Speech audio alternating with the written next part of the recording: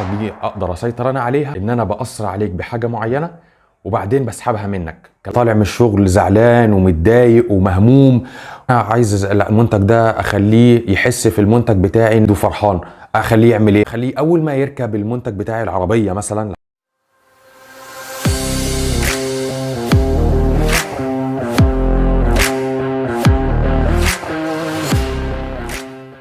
جربت تقعد قدام التلفزيون وتخطفك الالوان والاصوات اللي فيه؟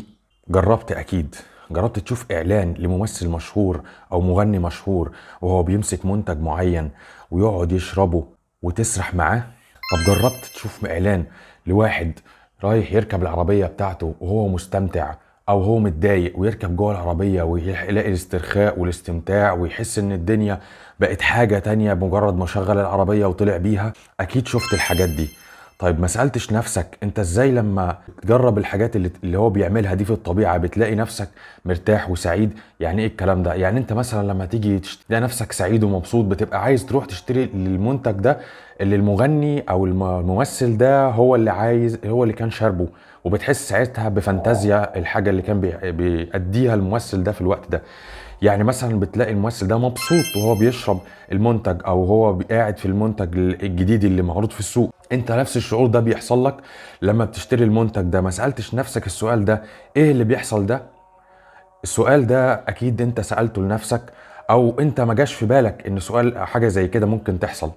ده لانك متسيطر عليك يا صاحبي. متسيطر عليك ازاي؟ في تجربة عملها العالم الروسي بافالوف في اواخر القرن ال19. كانت تجربة اشهر تجربة هو عملها في تجربته اسمها التجربة الشرطية. يعني ايه؟ يعني ايه الكلام ده؟ يعني كان جايب كلب وبيقدم له الاكل. لما يرن جرس معين، اول ما يرن الجرس ده يخش عليه على طول بالاكل.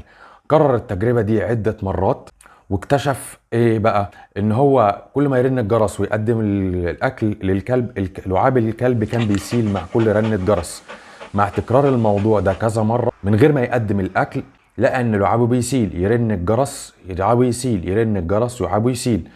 فاكتشف حاجة خطيرة جدا، ألا وهي حاجة اسمها الاستجابة الشرطية. عواطفك دي أقدر أسيطر أنا عليها عن طريق حاجة معينة، إن أنا بأثر عليك بحاجة معينة وبعدين بسحبها منك. الكلام ده ازاي؟ شركات الاعلانات عرفت ان انت اقدر ان انا اسيطر عليك او اخليك تشتري المنتج بتاعي عن طريق انك حتى لو قعدت تفكر وتقول المنتج ده غالي انا اقدر اخليك تشتريه. طب ازاي الكلام ده؟ يعني انا ازاي اخليك تشتري حاجة انت عارف ان هي غالية ومش معاك وبتقول انا مش معايا فلوسها؟ لانك انت بتتصرف بعواطفك، ما بتتصرفش بتفكيرك. احنا بنتصرف بعواطفنا. عن طريق العاطفة بنشتري، عن طريق اننا حابين حاجة معينة بنعملها، بندفع فلوسنا عن طريق العاطفة. الشركات التجارية الأمريكية وغيرها والشركات التجارية الكبيرة عارفين النقطة دي عن طريق دراسات هم عملوها واكتشفوا ان انت فعلا كده. يعني مثلا شوف انت واحد بيدخن السجاير. في الستينات كانت السجاير اللي يدخن سيجارة يجيله شعور ان هو راجل وعنده هيبة وعنده. طب ازاي انا طلعت من جواك حاجة زي كده؟ عن طريق ان انا ولدت من جواك مشاعر بطريقة العالم الروسي بافالوف. انا بأثر عليك ازاي؟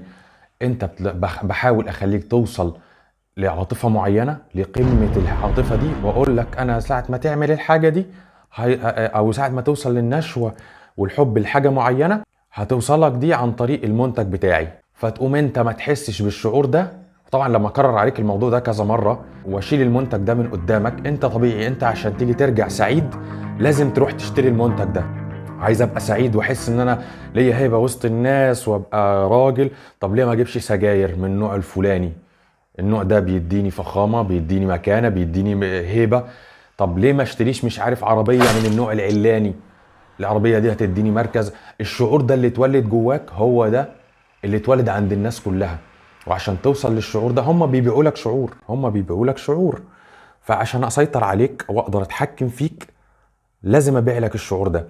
صرفوا ملايين الدولارات وعشان يخلوك تعمل حاجة زي دي.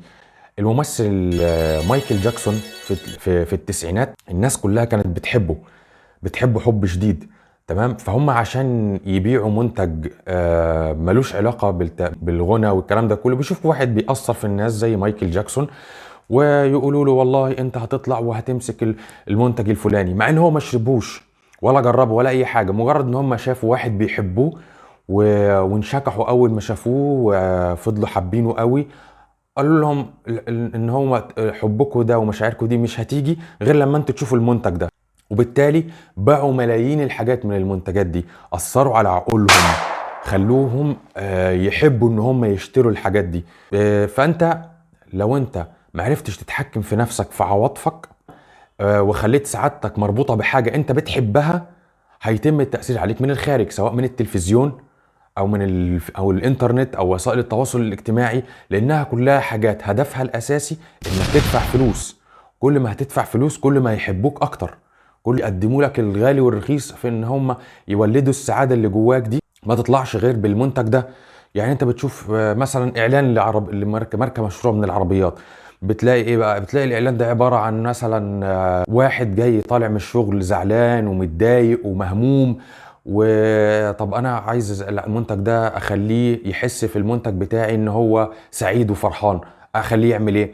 اخليه اول ما يركب المنتج بتاعي، العربية مثلا، العربية دي من العربيات، اول ما يركبها ويبتدي يدورها، فجأة تلاقي مثلا الازاز ارتفع، وتلاقي الموسيقى اشتغلت في كل مكان، موسيقى هاديه، مديتيشن ميوزك، اي موسيقى. المهم هم بيختاروا الحاجات بتاعتهم دي بعنايه، وساعتها بتلاقي الممثل ده حاسس ان هو مثلا ايه، بدل شعوره اللي كان حزين بيه اللي بره العربيه بشعور سعيد جوه العربيه دي. فانت كراجل تقول طب انا متضايق من الحياه، متضايق من الشغل، متضايق من كذا سبب بقى، وات ايفر السبب بتاعك كان ايه، فتقوم تقول طب انا ما اشتريش العربيه دي ليه؟ وفعلا انت تشتريها، تروح تجرب العربيه، تلاقي الحاجات اللي هو بيعملها، وانك حسيت بالسعاده، مع ان مش السعاده، انت ربطت سعادتك بالعربيه. العربيه دي هي اللي هتعمل لك، هي اللي هتسوي لك، هي. لا، ما تربطش نفسك او سعادتك بحاجه معينه، اربطها بحاجه يعني انت ممكن تستحمل الالم في سبيل ان الالم ده بيوصلك لحاجه اعلى بتسبب لك الراحه والمتعه. الحاجه دي لازم تبقى حاطط في بالك انها تبقى حاجه كويسه، ما تبقاش حاجه وحشه. ما اربطش سعادتي بالالام اللي بتحصل لي دلوقتي عشان حاجه وحشه، لا، عشان حاجه كويسه. الحاجه الكويسه دي هي اللي هتبقى، مش لازم تبقى سريعه، لكن انت مجموعه القرارات او مجموعه القرارات اللي بتاخدها دلوقتي واللي بتستحملها عشان توصل للحاجه بتاعتك البعيده، هي دي مربط الفرس. مربط الفرس فين؟ في ان انا والله ما اقولش والله ده السجاير هي اللي هتخليني راجل. لا، السجاير مش هتخليك راجل. هما بيبيعوا لك حاجه معينه، انت اقعد قدام التلفزيون واطفي النور كده، هتلاقي، اكتم الصوت، يعني انا مش هقول لك اكتم الصوت بتاع التلفزيون واقعد اتفرج عليه، هتلاقي الانوار لوحدها بتخطفك. الالوان اللي هم في اختيارهم للاعلان، بيبقى الاعلان ايه، مصمم بطريقه تاثير على نفسك انت مجرد ما تشوفه، مش مجرد ما تسمعه، لا تشوفه. عينك دلوقتي مخطوفه دايما للاعلان، رايحه دايما ناحيه الاعلان. طيب انا لما اشغل اللي شغل الصوت، الاقي دايما في موسيقى، في حاجات حلوه، في حاجات بتجذبني، فدايما انا مشدود وحابب الاعلان، بيضحكني فبقيت اتفاعل مع الاعلان، فبقيت ايه، طول الوقت انا حاسس ان المنتج ده حاجه لذيذه، انا راح الاعلان من بالي، بقيت انا عايز احس بالسعاده، اعمل ايه؟ اروح اشتري المنتج ده. انا اشتريته حسيت بالسعاده، مع ان مش هي دي السعاده. السعاده في انك تربط نفسك مثلا بحاجه زي القراءه. انا ما بحسش ان انا سعيد غير لما امسك قصه او روايه اندمج فيها، واحس ان انا تهت ورحت وسرحت بخيالي في الحاجات اللي جوه الروايه دي. فسعادتك دي مربوطه بناء، لو انت ما اخترتش الحاجات اللي تسبب لك المتعه، هتيجي حاجه من بره هي اللي هتاثر عليك وتقول لك اعمل وسوي. خلي في بالك انك ما تقعدش كتير قدام التلفزيون، ما تقعدش كتير على وسائل التواصل الاجتماعي، خلي حياتك عملية، ما تبقاش كسول. الكسل هو اللي بيولدك، بيخليك دايما بتنجذب للحاجات، الحاجات هي اللي بتوجهك، بتروح شمال بتروح يمين لانك كسول. انت لو بتصحى بدري وبتقعد وبتقول والله هعمل كذا كذا، اخطط ليومي قبلها بيوم عشان لما اصحى اقول والله واحد اتنين، يومي مشغول. كل ما كان يومي مشغول، كل ما انا ايه، بقيت انا عارف اوجه نفسي. انما يومي مش مشغول، لا، انا قاعد طول النهار ماسك الموبايل وقاعد اقلب فيديو في فيديو في فيديو في فيديو. هم عايزينك تقعد طول النهار ماسك الفيديوهات، ماسك البرامج السوشيال ميديا عشان تتلهي. يوم ما هتتلهي هتنسى انت كنت عايز ايه، هيعدي يومك كله وهيخلص، وهتيجي بالليل تلاقي ان حصيلتك في الاعمال بتاعتك صفر، وبالتالي انت ما عملتش حاجه، انت ضيعت وقتك على الفاضي. تخيل انت لما تعمل الكلام ده كله في يوم واحد، ما عندكش اعمال في يوم واحد، باقي السنه 365 يوم هتعمل فيهم ايه؟ الغرب بره بيتقدم لان هم عندهم خطط ل 20 سنه قدام، مش ليوم ولا اتنين، وبالتالي اوقاتهم ما بتروحش هباء. خطط ليومك، اربط عاطفتك وحبك ده بحاجه معينه قدام، دايما طول ما انت حاطط قدامك هدف ودايما رابط سعادتك بيه، انت اللي بتوجه نفسك ناحيه الهدف ده، محدش تاني غيرك هيتحكم فيك. لو عجبك الفيديو اعمل شير واعمل لنا لايك ودعمنا بكومنت واعمل لنا قلب، ما تنسناش عشان وتابعني واعمل لنا اشتراك عشان يوصلك كل جديد.